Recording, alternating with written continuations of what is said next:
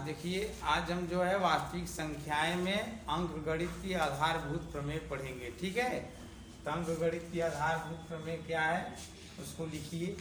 लिखिए, ये प्रत्येक भाज्य संख्या को अभाज्य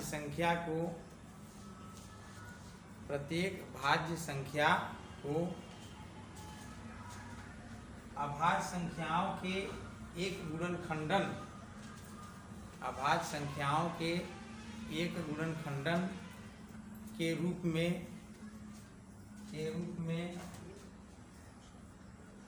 व्यक्त किया जा सकता है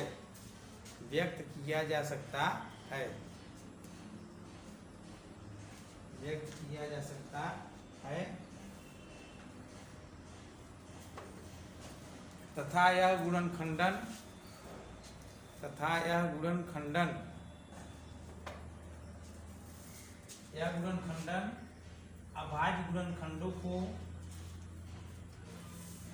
अभाज्य गुणनखंडों के आने वाले क्रम के बिना अद्वितीय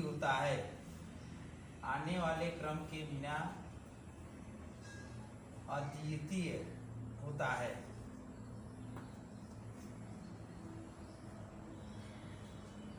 जैसे 12 का अभाज्य गुणनखंड क्या होगा, कैसे निकाला जाता है, ध्यान से देखिए। 12 का ऐसे करोगे, 2 छक्का 12, 2 तिहाई 6, 3 एक्का 3। इसमें जो है अभाज्य संख्या से ही काटते हैं। किससे? अभाज्य संख्या से। इसको हम कैसे लिखते हैं? 12 बराबर 2 गुणे 2 गुणे 3। ठीक, इसको और कैसे लिखते हैं? 3 गुणे 2 गुणे 2 या 2 गुणे 3 गुणे 2। ठीक है, अद्वितीय मतलब चाहे जैसे आप लिखिए उसको एक ही मानना है, सभी क्या एक समान है।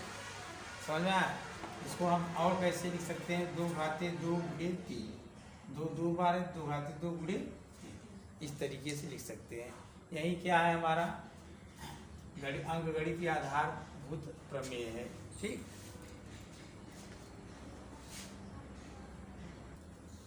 हाँ, इसका उपयोग है पहला लघुत्तम समापवर्त यानी लस ज्ञात करने में।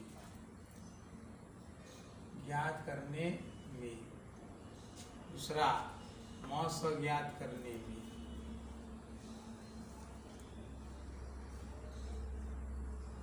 ठीक, तीसरा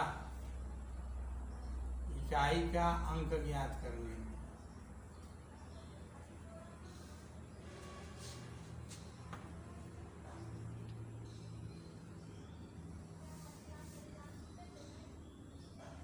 इकाई के अंक की पहचान करने में।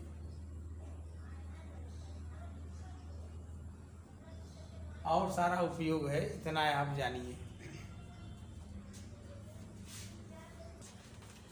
हाँ, देखिए एनसीईआरटी एक्सरसाइज जो है 1.2 का आप जो है हल करने जा रहे हैं, उसको ध्यान से देखिए। इसमें पहला प्रश्न निम्नलिखित संख्याओं को अभाज्य गुणनखंडों के गुणनफल के रूप में व्यक्त कीजिए। इसमें 1 2 3 4 5 सवाल है, तो मैं पहला का 5वां कर दे रहा हूँ। पहला 5वां का हल क्या है भाई? क्या है बताओ? हाँ, तो देखिए अभाज्य गुणनखंड ज्ञात करते समय हमें किन किन संख्याओं से काटना होता है। सबसे पहले 2 से नहीं कट रहा है, 3 से नहीं कट रहा है, 5 से नहीं विभाजित हो रहा है, तो 7 से नहीं होगा, तब 11 से नहीं होगा, 13 से नहीं होगा, 17 से नहीं होगा, 19 23 29 31 37 और फिर हो जाएगा 41 43। मतलब अभाज्य संख्या से ही हमें काटना है। तो चलिए इसको चेक करो। पहले 2 से कटेगा नहीं, क्योंकि इकाई पर सम संख्या नहीं है।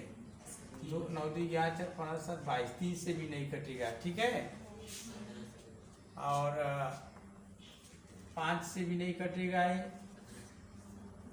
7 से भी नहीं कटेगा। फिर 11 से चेक करते हैं, 11 से भी नहीं कटेगा, या छक्का 66, 8 2 या से 17 या से भी नहीं। 13 से देखते हैं, 13 चौका 52, 13 25 65 हो जाएगा, 14 5 का 9, 91 1 9, 13 भी नहीं कटेगा। हाँ 17 से भी 17 चेक करते हैं अब। 17 तिया 51, 17 चौका 68, 14 60 का 6 कटपीट उतारेंगे 2, और 17 तिया 51 1 1 9, 17 7 119। देखो 17 से कटेगा, 17 से काटते हैं इसको, 437 आया। फिर चेक करिए, अब 17 के पहले किसी से नहीं कटेगा भैया, ठीक है। अब इसको 17 से इसको चेक करिए फिर से, 17 दूना 34, 13 से 4 का 9 7 नहीं कटेगा। अब 19 से चेक करेंगे, 19 से चेक करिए, 19 दूना 38, फिर 19 30 57, 19 से कटेगा 23 बार में, फिर 23 से कटेगा 1 बार में। तो हम देखते हैं, क्या देखते हैं, ध्यान से देखिए। इसका हो जाएगा 74, 29 बराबर लिखेंगे 13 17 गुणे 19 गुणे 23, ठीक। तो पहला का आंसर ये हो गया अभाज्य गुणनखंड। अभाज्य गुणनखंड ज्ञात करते समय ये बात ध्यान में रहे, 2 से पहले चेक करेंगे, फिर 3 से, अगर 3 से नहीं विभाजित हुआ 5 से, 5 से नहीं हुआ 7 से, 7 से नहीं 11 से, ऐसे हम लोग करते चलेंगे, ठीक है। आप दूसरा प्रश्न देखिए ध्यान से। दूसरा प्रश्न है, पूर्णांकों के लिए निम्नलिखित युग्मों के एचसीएफ और एलसीएम ज्ञात कीजिए तथा इसकी जांच कीजिए। क्या दो संख्याओं का गुणनफल एचसीएफ गुणे एलसीएम है, ठीक है। हमें जांच भी करना है। चलिए पहला में, दूसरा में 1 2 3 प्रश्न है, हम दूसरा का दूसरा बता दे रहे हैं। दूसरा का दूसरा 210 है और क्या है, नहीं 92 है, 510 है और 92, 510 और 92। देखो अभाज्य गुणनखंड की सहायता से महस और लस ज्ञात करना है। तो चलो सबसे पहले हम 510 का वो करेंगे अभाज्य गुणनखंड। तो 2 से काटिए, 2 दूना 4 1 1, 2 पंजा 10, 2 पंजा 10। अब 5 से काटिए, 5 से 25, 5 कम 5, 3 से भी कटेगा, 3 से काट दीजिए, 3 17 और 17 से 1 का, इसको क्रम से लिखिए। तो 510 बराबर हो जाएगा 2 गुणे 3 गुणे 5 गुणा 17, ठीक है। अब 92 का भी करेंगे। 92 का होगा 2 चौका 8, 2 छक्का 12, 2 23, और फिर एक डायरेक्ट 23 से कटेगा है। इसको लिखेंगे 92 बराबर 2 गुणे 23, ठीक। अब क्या करना है, हमें लस निकालना है। किसका किसका, 510 और कामा 92। तो लसम क्या होता है, ध्यान से एक बार मैं बताऊंगा, उसको सीखो। पहला वाला पूरा लेते हैं, जो बड़ा है उसको पूरा ले लीजिए, जो बड़ा है उसको पहले पूरा। तो 2 गुणा 3 गुणा 5 गुणा 17, ठीक है। इसमें से वह वाला लिखेंगे जो नहीं इसमें लिखे हैं, जैसे देखो यह वाला 2 यहाँ लिखे हैं, ठीक है। यह वाला 2 नहीं लिखेंगे हम, ठीक। यहाँ से मैं लिख रहा हूँ, ये वाला 23 नहीं लिखेंगे, 23 भी लिखेंगे। अब सारा गुणा कर दीजिए, सारा गुणा करिए। तो हम क्या देखें, मतलब लौसा में क्या हो गया, 23,460, समझ में आया। तो कैसे करना है, बड़ा वाला पहले उतार लो, 60 23,460 होगा। तो बड़ा वाला पहले उतार लीजिए, उसके बाद दूसरे में से देखिए कि जो नहीं लिखे उसको लिखना है, ठीक है। ये लस हो गया, क्या हो गया, लस। अब म से क्या होगा, म से बहुत सरल होता है, दोनों में जो देखो कॉमन हो, इसमें भी 2 है, इसमें भी 2 है, लिख लीजिए। इसमें 2 है, इसमें अब 2 नहीं है, नहीं लिखेंगे। इसमें 23 है, इसमें 23 नहीं लिखेंगे। दोनों में क्या मिल रहा है, 2, ठीक। ये क्या हो गया, मौस। अब जांच करना है, जांच कैसे होता है, इतना कर लो। हाँ चेक करिए हमारा लॉस मौस सही है, तो उसको कैसे चेक करेंगे। यहाँ होता है देखो लॉस गुड़ा मौस, बराबर पहली संख्या गुणे दूसरी संख्या, 3 ठो है सबका गुणनफल, कहने का मतलब यहाँ गुणनफल जितनी संख्या है। लस के स्थान पे 23,460, मौसा के स्थान पे 2, पहली संख्या कितना था 510, दूसरी कितना था 92। पूरा करिए, 2 शून्य 0, 2 छक्का 12, 2 चौका 8 1 9, और 2 तिहाई 6, और 2 दूनी 4। इधर भी पूरा कीजिए, 51 में 92 का गुणा करिए, 2 1 2, 2 5 10, 9 1 9, 10 9 19, 9 6 45 से 46, ठीक है। 46,492, 46,920। देखिए दोनों पक्ष बराबर आ गया ना, इसका मतलब हमारा लसम मसम सही है, ठीक। हाँ देखिए तीसरा प्रश्न है, अभाज्य गुणनखंड विधि द्वारा निम्नलिखित पूर्णांकों के एचसीएफ और एलसीएम ज्ञात कीजिए। 12, 15, 21, 12, 15 और 21 का एलसीएम और एचसीएफ ज्ञात करना है, ठीक। तीसरा का पहला मैं हल बता रहा हूँ, ठीक। तो 12 का क्या होगा, 2 गुणे 2 गुणे 3, ठीक। 15 का भी अभाज्य गुणनखंड करो, 3 गुणे 5, और 21 का करो 3 गुणे 7, ठीक है। अब हमें लस निकालना है। लस हम क्या होता है, बड़ा वाला उतार लो पहले, मान लो यही बड़ा है, 2 गुणे 2 गुणे 3, जिसमें ज़्यादा अभाज्य गुणनखंड हो ना। अब इसमें देखो क्या उतारेंगे, गुणा का निशान देखिए, थोड़ा सा ये 3 लिखे हैं या लिखे, 3 को नहीं लेंगे, 5 नहीं लिखे, लिख लिए, ठीक है। अब आ जाओ इसमें चेक करो, ये 3 लिखे हैं, 7 नहीं लिखे हैं, 7 कैसे किए हैं, पहला वाला पूरा लिखिए, उसके बाद दूसरे में देखिए जो नहीं लिखे उसको लिखिए। तो दूसरे में 3 जो है लिखे, 3 लिखे थे तो नहीं लिखे, 5 नहीं लिखे थे, लिख लिए ना। अब इसमें चेक करो, 3 लिखा है, 7 नहीं लिखा था, लिख लिए। सबका बुरा कर दो, 2 दूना 4, 12 समझे 7 हो गया है। अब मौसम देखो, मौसम क्या आता है, जो तीनों में मिले, तीनों में देखो, 2 इसमें नहीं है, खत्म, यह भी नहीं है, 3 तीनों में है, 3, ठीक। तो इसी तरीके से आप दूसरा और तीसरा कर लीजिएगा। हाँ चौथा सवाल देखिए, 306 657 का एलसीएम दिया है 9, और 306 657 का एलसीएम पूछा है, ठीक। इसको हम 2 तरीके से लगा सकते हैं, या तो इसका भाज्य गुणनखंड करके फिर जैसे लस निकालते वैसे कर लें, या तुम्हारे पास एक सूत्र है।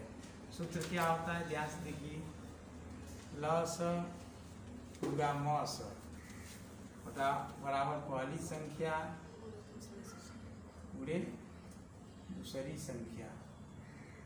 लस का स्थान क्या लिखेंगे, पूछा है, इसको ऐसे ही रहने दीजिए, गुणे मस का स्थान पे 9, पहली संख्या 306 और दूसरी संख्या 657। तो लस बराबर हो जाएगा 306 गुणे 657 बटे 9, 9 27, 9 36, कितना गया 34 गुणे 657। हाँ तो आंसर हो गया 22,338। पांचवा प्रश्न देखिए, जांच कीजिए कि क्या किसी प्राकृतिक संख्या n के लिए छघाते n अंक 0 पर समाप्त हो सकती है। चलो हमें चेक करना है, हमें चेक क्या करना है, छघाते n जो है 0 पर समाप्त हो सकती है कि नहीं, ये हमें चेक करना है। तो चलिए, अगर यह 0 पर छघाते n 0 पर समाप्त होगी, तब इसके तब यह 5 से अवश्य विभाजित होगा। कैसे विभाजित होगा, 5 से अवश्य विभाजित होगा। चेक करो, छघाते n बराबर क्या होगा, 2 गुणे 3 घाते n, 2 घाते n गुणे 3 घाते n। इसके गुणनखंड में आप लिखेंगे, छघाते n के अभाज्य गुणनखंड में, अभाज्य गुणनखंड में 5 नहीं है, 5 नहीं है, इसलिए छघाते n 5 से विभाज्य नहीं होगा, विभाज्य नहीं होगा। इस प्रकार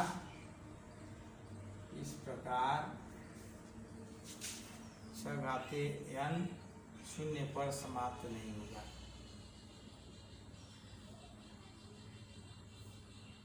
नहीं समझे क्या? फिर से समझ लो। छघाते n अगर 0 पर समाप्त होगी तब 5 से ही अवश्य विभाज्य है। जैसे कोनो संख्या के अंतिम में 0 रहे तो 5 से कटेगी नहीं? हाँ, चलो बताइए, 5 से कटेगी नहीं? हाँ, 0 रहे या 5 रहे तो 5 से कटिए। तो देखा, तो एक अभाज्य गुणनखंड कर छघाते n का, तो 2 गुणे 3 घाते n हो जाए, तो 2 घाते n गुणे 3 घाते n। एकरे गुणनखंड में 5 अबे नहीं करा। जब जेकरे गुणनखंड में 5 नहीं आया तो 5 से न कटे। जेकरे गुणनखंड में जौन गिनती है वही से कटे। जैसे एकरे गुणनखंड में 10 आई, अरे एकरे अभाज्य गुणनखंड में मान ला 7, तो 7 से कट जाए। एकरे अभाज्य गुणनखंड में मान लो 19 आई तो 19 से कट जाए। एकरे अभाज्य गुणनखंड में 2 आल बना, 2 से कट जाए। एकरे अभाज्य गुणनखंड में 3 आल बना, 3 से कट जाए। लेकिन एकरे अभाज्य गुणनखंड में 5 नहीं आया है, इसलिए 5 से नहीं कटेगा। जब यह 5 से नहीं कटेगा तो इसके अभाज्य गुणनखंड में 5 मतलब जब यह 5 से नहीं कटेगा तो इसके प्रसार में मतलब छघाते n 0 पर नहीं समाप्त होगा। छघाते n का प्रसार करेंगे तो यह 0 पर नहीं समाप्त होगा। 0 पर कब समाप्त होता? जब यह 5 से कटता तब। मतलब 0 पे समाप्त होने का तरीका क्या है? 5 भी आना चाहिए और 2। समझ में क्या आना चाहिए? हाँ, गुणनखंड में 5 भी हो और 2 तो है लेकिन 5 नहीं है, 5 नहीं है। छठवां प्रश्न है, कह रहा है व्याख्या कीजिए कि 7 गुणे 11 गुणे 13 धन 13 और 7 गुणे 6 गुणे 5 गुणे 4 गुणे 3 गुणे 2 गुणे 1 धन 5 भाज्य संख्याएं क्यों हैं? चलो हमें चेक करना है भाज्य संख्याएं। इसमें पहला है 7 गुणा 11 गुणा 13 धन 13, यही है पहला। हाँ, चलिए गुणा कीजिए। 11 सत्ते 77 गुणे 13 धन 13, 13 सत्ते 91, 13 सत्ते 91 900 धन 13, कितना? 1014। इसका अभाज्य गुणनखंड करूँ तो 1014 का साइड में मैं अभाज्य गुणनखंड करूँगा। 2 पंजा 10 और 2 सत्ता 14, 3 से काटिए, 3 एकम 3, 3 छः 18, 3 27, 13 से काटिए, 13 13। तो देखिए ध्यान से, 2 गुणे 3 गुणे 13 गुणे 13, क्या हो गया ना? देखिए अब 1014 का अभाज्य गुणनखंड 2 गुणे 3 गुणे 13 गुणे 13 आ गया। देखिए अभाज्य संख्या होने के लिए क्या होता है, नोट में लिख लो साइड में नोट। अभाज्य संख्या का केवल एक अभाज्य गुणनखंड होता है। कैसे होता है? अभाज्य गुणनखंड होता है। अगर कोई अभाज्य संख्या है तो उसमें कई ठो अभाज्य गुणनखंड होगा। एक स्वयं वही अपना, जैसे 13 क्या है? अभाज्य संख्या है। 13 का अभाज्य गुणनखंड करेंगे तो 13 आएगा ना। अगर यहाँ गुणनखंड लिखेंगे, अभाज्य हटा देंगे, तब 2 गुणनखंड होता है। एक होता है, एक स्वयं। नहीं समझे क्या? पहले बातों को ध्यान समझो। एक गुणनखंड होता है, एक अभाज्य गुणनखंड होता है। अभाज्य संख्या में केवल एक अभाज्य गुणनखंड होता है और अभाज्य संख्या में 2 गुणनखंड होते हैं। नहीं समझे? अभाज्य संख्या में कई ठो अभाज्य गुणनखंड होता है? एक ना। चलो, अभाज्य संख्या में कई ठो गुणनखंड होता है? 2। एक स्वयं ना। तो देखो अब इसका जो है गुणनखंड हम किए 1 2 3 4 आ गया, तो क्या लिखेंगे? 1014 के अभाज्य गुणनखंडों की संख्या एक से अधिक है, एक से अधिक है, इसलिए 1014 कैसी संख्या है? अभाज्य संख्या नहीं है, अभाज्य संख्या नहीं है। तो कौन सी संख्या है? यह भाज्य संख्या है। कौन सी संख्या है? भाज्य संख्या है। इसको नोट कर लो। हाँ देखिए, छठवां में एक और है, उसको आप लोग अपने से कर लीजिएगा, ठीक है।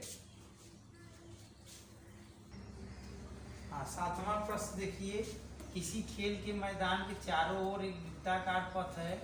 इस मैदान का एक चक्कर लगाने में सोनिया को 18 मिनट लगते हैं, जबकि इसी मैदान का एक चक्कर लगाने में रवि को 12 मिनट लगते हैं। मान लीजिए कि दोनों एक ही स्थान और एक ही समय से चलना प्रारंभ करके एक ही दिशा में चले, कितने समय बाद वे पुनः प्रारंभिक स्थान पर मिलेंगे। तो देखिए, सातवां प्रश्न है हल।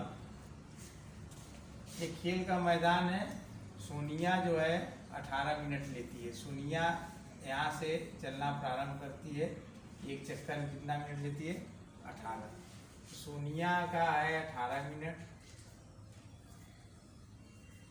18 मिनट लेती है, और रवि कितना लेता है? 12 मिनट, ठीक है। तो कह रहा है दोनों एक स्थान से जो है चलना प्रारंभ करते हैं, तो कितने समय बाद वे पुनः इसी स्थान पर मिलेंगे। तो ऐसा प्रश्न का हल होता है, इसका एलसीएम ले लीजिए। क्या लेना है? हाँ, एलसीएम है लस। 18 का गुणनखंड करेंगे तो 2 गुणा 3 गुणा 3, 3 त्रिका 9, 9 दूनी 18, और 12 का होगा 2 गुणे 2 गुणे 3। इसका लस ले लीजिए, एलसीएम। तो पहला वाला पूरा ले लीजिए,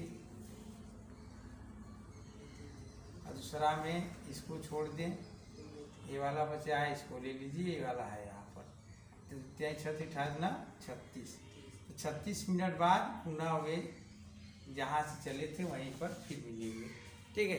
तो आज एक्सरसाइज 1.2 हमारा हो गया। अब आगे का टॉपिक अगले दिन हम मिलेंगे, ठीक है।